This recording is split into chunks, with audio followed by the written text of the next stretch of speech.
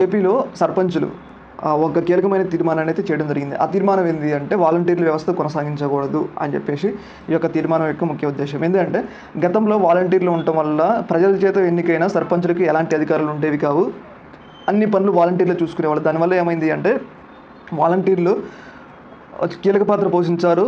అధికారులకి మరియు సర్పంచులకి మధ్య అనుసంధానం కట్ అయిపోయింది. దానివల్ల ఏంటంటే వాలంటీర్లే ఏపీలో ఒక సర్పంచ్‌లాగా వ్యవహరించడం జరిగింది. అంటే ప్రజల చేత ఎన్నికైన వ్యక్తులకి ఆ అధికారం ఇవ్వకుండా ఒక ప్రభుత్వం నిర్మించిన ఒక ఏజెంట్‌కి అధికారం ఇవ్వటం ఏంది అని చెప్పేసి సర్పంచ్‌లు అయితే వాలంటీర్ల వ్యవస్థ మీద తీవ్రమైన నిరసన అయితే వ్యక్తం చేశారు. ఈ సందర్భంలో వాళ్ళు ఏపీలో వాలంటీర్ వ్యవస్థ రద్దు చేయాలని చెప్పేసి ఒక తీర్మానం అయితే రిలీజ్ చేశారు. ముఖ్యంగా ప్రజల చేత ఎన్నుకున్న వాళ్ళకి అధికారం ఉండాలి కానీ ఈ యొక్క వాలంటీర్లకి ఎందుకు అని చెప్పేసి తీర్మానం చేశారు. అయితే దీని వెనక ప్రభుత్వం ఉన్నట్లయితే భావిస్తుంది. ఎందుకంటే ఇప్పుడు ప్రభుత్వం కనుక డైరెక్ట్‌గా వాలంటీర్ల వ్యవస్థ రద్దు చేస్తే వాళ్ళ మీద విమర్శ వస్తుంది. ఎందుకంటే వాళ్ళు చంద్రబాబు నాయుడు ప్రభుత్వం వస్తే 10,000 ఎక్కువ ఇస్తాము అని చెప్పేసి అన్నారు కదా.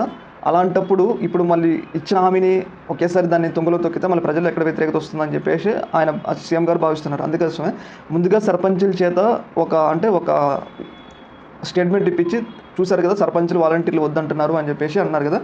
దానివల్ల ఈ యొక్క కారణం ఆసరా చేసుకొని వాలంటీర్ని రద్దు చేయడానికి అవకాశం ఉందని చెప్పేసి చాలామంది అయితే అభిప్రాయపడుతున్నారు. ముఖ్యంగా వాలంటీర్ల వ్యవస్థ రద్దు చేసేందుకైతే మార్గం సుగమమైంది అనేది మనకైతే తెలుస్తుంది. దీని మీద మీ అభిప్రాయం